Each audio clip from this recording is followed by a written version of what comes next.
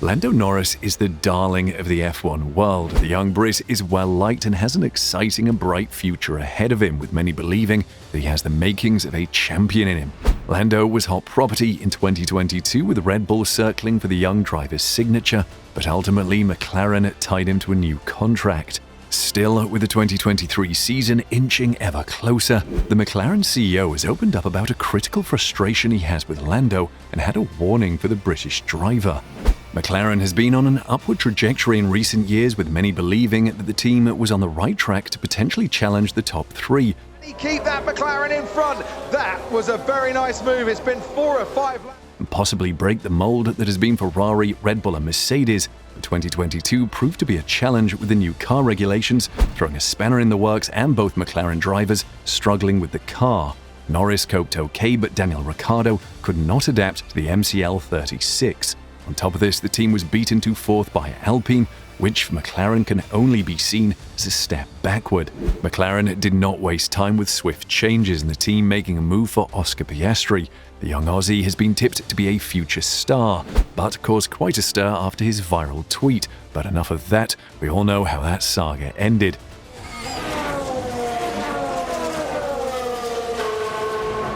The one constant for McLaren has been Lando Norris, whose performance in F1 makes it easy to forget that he's only 23 years old, with the maturity and skill of a much older driver. He has finished both 6th and 7th in the last 2 seasons. He has attracted a lot of interest from Red Bull and across the paddock, with Lando opening up about it in a recent interview.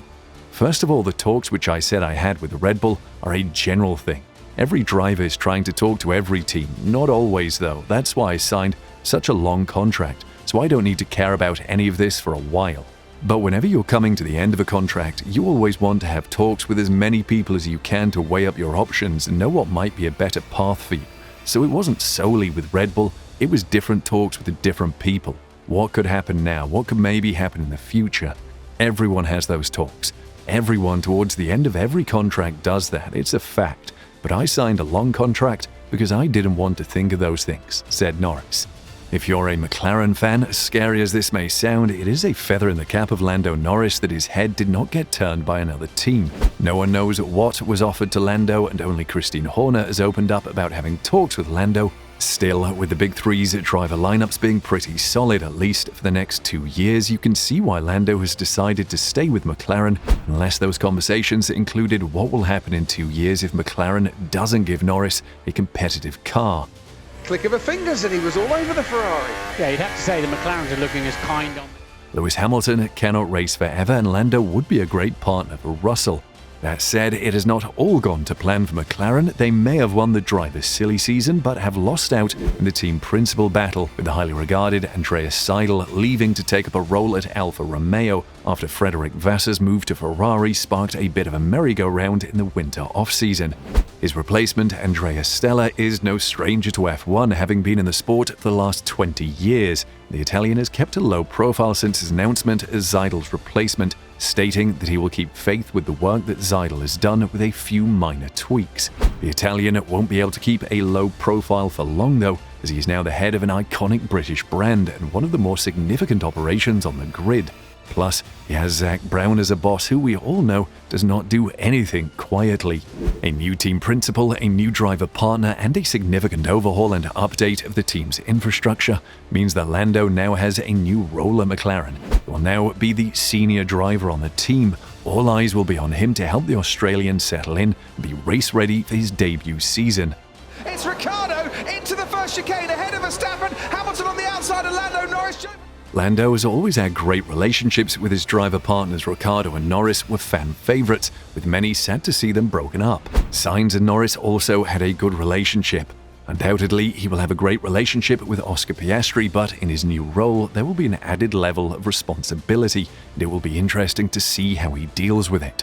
The ultimate goal for an F1 driver is to win the championship, and Norris is no different.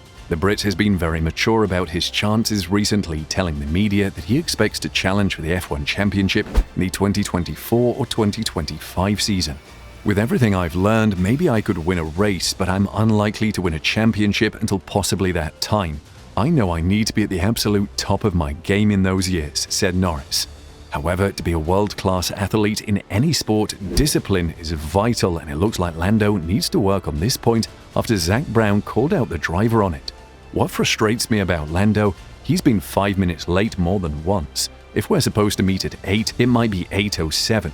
The great thing about him is he is very honest and owns everything, and he's definitely improved. I think as long as we can get him a car, he'll be a world champion, said Brown. So why do 5 minutes matter? It is not about the time, but rather the principle. All world-class athletes respect their teammates. If Lando wants to be in this bracket, he will need to sort it out, unless he wants to be a maverick. It does appear that Zak and Lando are at least on the same page when it comes to when McLaren will be able to compete, with the American having this to say: "I think probably another 2 years, I think. So if you look at Formula One historically, I think I might get my year wrong, but it was maybe 2012, which was the end of a regulation where you had a lot of different winners that year. So I think as these regulations stabilize, people will catch up. I think in a couple of years' time, it's going to be an awesome competition," said Brown. Sir Jackie Stewart is one man who cannot wait for the new F1 season. The F1 legend had this to say about the latest British prospects: "There's a wonderful collection of people right now. We've got now in Britain 3 of the best racing drivers in the world. You've got Lewis, who's been winning time after time after time with the unfortunately German car company. But that German car company gets all of their Formula One cars built in Brackley because Britain is the capital of technology for motorsport. Our young British racing drivers today, I'd love one to win the World Championship this season. That would be fantastic," said Jackie. But all the hype around Lando makes everyone forget that he has yet to win an F1 race in his career. Let's be honest, that is probably his first objective. Then talk of the title can be next in line. He started this race, he's back where he started, but he's still got another 21 laps. Another key to the jigsaw at McLaren will be how well Oscar Piastri gets on in his first season, with the Aussie having not raced for a year.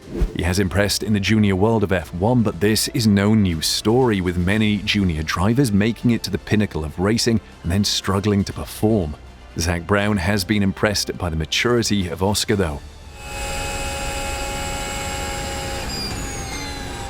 He is very mature for his age. I was very impressed with how he handled the summer drama, if you like. He's obviously an immense talent. He's not been racing for a year, so we need to get any of that race rustiness off him, which I'm sure we will do in short order. Very focused individual, very technical, and looking forward to seeing him and Lando on the grid next year, said Brown. Whether this equates to good driving, only time will tell, but the future certainly looks bright for McLaren, even with all the transitions. Comment below and tell us if Norris's discipline will be his downfall.